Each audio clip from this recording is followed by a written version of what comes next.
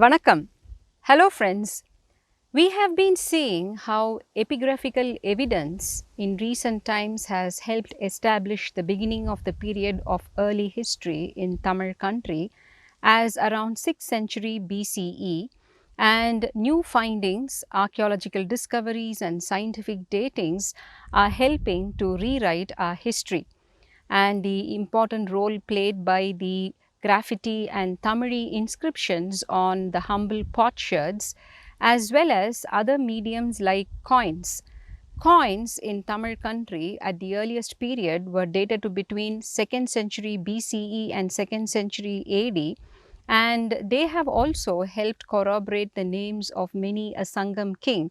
And we will be going into it in detail while looking at the history of the three great monarchies, the Cheras, the Cholas and the Pandyas.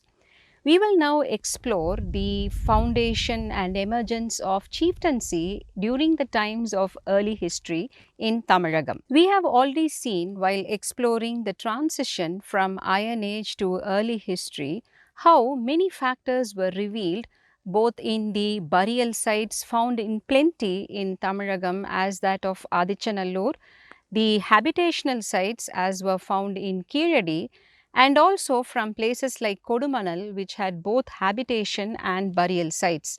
And some of the very important factors that were revealed, the excavated material revealed social stratification, clearly evidenced in the burials. Some of them were elaborate cist burials with menhirs erected on top, and found below them were a lot of grave goods, rows and rows of pottery, iron implements that included weapons and tools, beads and even gold jewelry, indicating the affluence or importance of the person who was buried, probably a clan leader, a chieftain. As opposed to this, there were plenty of burials of ordinary people in simple urns with a few objects thrown in, as was found in large hoards in Adichanallur. The next important factor revealed by these Iron Age sites was the extensive trade networks. We saw about the important route running through the Palghat Pass, a gap in the Western Ghats, on which lay important sites such as Porundal of the Palani Hills. Inland trade was quite active, as was revealed by the presence of carnelian and lapis lazuli in burials in the Kodumalan site. And we also knew that extensive overseas trade was happening, again how by the Roman coins that were found in hoards even from some of the megalithic Iron Age sites. Add to this the remains of industrial activities in several places like Kodumanal and Keeladi, which had dyeing vats and spindle woods, revealing a textile industry, the presence of advanced iron and steel industry, as well as lapidaries. Added to this was a thriving agricultural scene and plantation produce, with spices and pepper being exported from South India as early as 1000 BCE. Now, there must have been some sort of leadership that controlled and directed all this economic activity. A leadership to control resources, which could have been the iron ores, the gold mines and the quartz mines. Equally important was the control over the riparian plains, as it enabled control over the rivers that not only helped irrigate the fields but were the crucial links to the flourishing seaports. So clan leaders who were in control of these, who protected their people, were given elaborate burials as a mark of respect and hierarchy. Based on the archaeological excavations so far and the corroborating evidences in epigraphy, we can safely assume that right up to the beginning of early history period, that is 6th century BCE, there was a seamless development of a modern, cosmopolitan and literate society in Tamil country, a society that was captured in the bardic poetry of the nomadic bards who sang folk songs and captured in them many nuances of the life of a people as they experienced it. The reminiscences of these nameless bards laid the foundation for the huge corpus of the Sangam literary works. We have already seen about how this term Sangam itself came into being. I will leave the link for the relevant episode here. Carried forward memories captured by Sangam poets.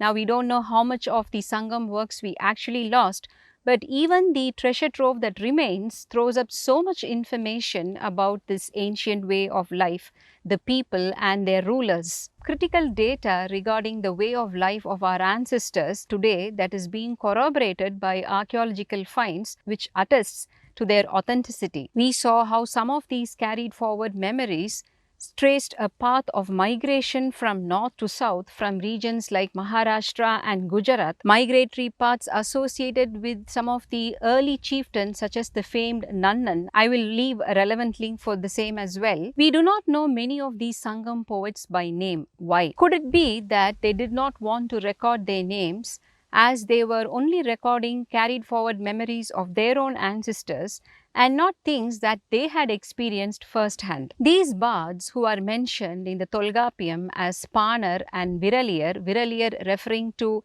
lady poets who sang and danced, most of what they sang as poetry was panegyric in nature, meaning that they were praise poetry, singing the heroics and war deeds and philanthropy of the chieftains, who in turn showered them with generous gifts, and these gifts were the livelihood of the Panars. Thus, Sangam literature has the Aatrupadai, a tradition where a Panar who has received generous gifts from a chieftain or maybe a king points out to his fellow poets as to go to him and be benefited the way he had. The Porunar Aatrupadai, Siruvan Aatrupadai, Peruman Aatrupadai, all forming part of the Sangam corpus, throws many an interesting detail on the early stages of chieftaincy in Tamil country. Considering the fact that Tolkappiyam predates the Sangam literature and that it clearly shows the existing of this praise poetry, goes to show that the chieftaincies should have been well established even before the start of early history. Bits and pieces of information regarding the administration and polity and conflicts and wars are revealed by the Sangam poems, and today they are corroborated with evidence from epigraphy as well as archaeological sites, also from the accounts of rulers in other parts of the subcontinent and from the records maintained by travelers and tradesmen from overseas. We have seen how society emerged in ancient Tamizhagam under the 5 divisions of landscapes, the Kurinji, Mullai, Marudam, Neidal, Palai, and how Tolkappiyam codifies the type of people who lived in each region with their occupations. What is interesting is that there are nomenclatures not just for the common people but also the clan leaders of each landscape. பெயரும் வினையும் என்று ஆயிரு வகைய திணைதோறும் மரீய திணைநிலை பெயரே goes a sutram. It shows how in the landscape of the Kurinji, the common people were the Kuravar and Kurathiyar, while the clan leaders went by the name Verpan and Silamban. Similarly, in Mullai, the common people were the Ayar, Aichiyar, Vetuvar, meaning the huntsmen, while their clan leaders was the Kurumborai Nadan. Marudam had its Uravan and Urathiyar, while the clan leader was Ooran or Mahilnan. And Neidal had its Baradavar, Nulayar, Nulaichiyar. Their clan leaders were the Turaivan and Kongan. Palai was populated by the Einar and Eitriyar, while their leaders were the Miri and Vidalai. So, the very fact that there were specific names for the leaders of these clans mentioned in the Tolkappiyam is proof that leadership, that is chieftaincy, must have emerged way back before the advent of early history, that is the 6th century BCE in Tamil country. Now, Kurinji being the mountainous region, the term Verpu means mountain, that is Malay. So, Verpan meant one who ruled over the mountain. Similarly, the Neidal leader was the Turaivan, one in charge of the Turaimugam, that is the harbour. When we look at the name Kongan, I am reminded of the Kongan coast, maybe a name continuation. The clan leader of Mullai was known as Kurumborai Nadan, where Kurumbu meant a fortress, and hence the clan leader who protected the fortress was the Kurumborai Nadan. Nadan referring to the person who presided over the unit of Nadu. Nadu was not a huge land as is used today to denote a country, but a small parcel of land probably annexed by a pastoral clan after burning down the forests. Remember, we saw how even during the Megalithic Iron Age, pastoral clans living in the mountainous regions in South India had built huge fortresses to protect themselves, probably from cattle raids. The Mullai Ayar, the pastoralists, faced the brunt of the cattle raids that were conducted by the Ainer of the Palai region. Now, Palai being a dry tract and non-productive in nature, waylaying and robbery was the very occupation of the people, and their clan leaders were the Maravar, known as Meeli or Vidalai, where the term Meeli meant valor or courage, and they were fearsome warriors and ruthless and known for their fighting skills. When monarchies emerged, they were incorporated in large numbers into the king's army. The Ulavar of the Marudam region, who settled along the fertile river valleys, also known as Velar, they tilled the soil and made it suitable for cultivation, and they too burned scrub forests and undergrowth, Kaadu Kondru Nadaki, and claimed possession of the lands. The term Kiramai meant right of possession, and the land that was hence claimed by a clan was a common possession of all the clansmen. Their affairs were directed by an elder of the village who was known as a Kirar. Now, we can assume that initially chieftains were the product of geopolitical conditions, where initially the people should have led a very settled and peaceful life. But with increasing prosperity and the growth in size of the settlements, they too fell prey to the raids of the Maravar. The Ooran of Marudam and the Kurumborai Nadan of the Mullai, protecting their clans from these raids. In due course of time, with a shift from a sustenance economy to a surplus economy, with increase in wealth and power, naturally the scale and frequency of the cattle raids and conflicts would have escalated from robbing for food to robbing for wealth. Now, this necessitated the emergence of a stronger leadership.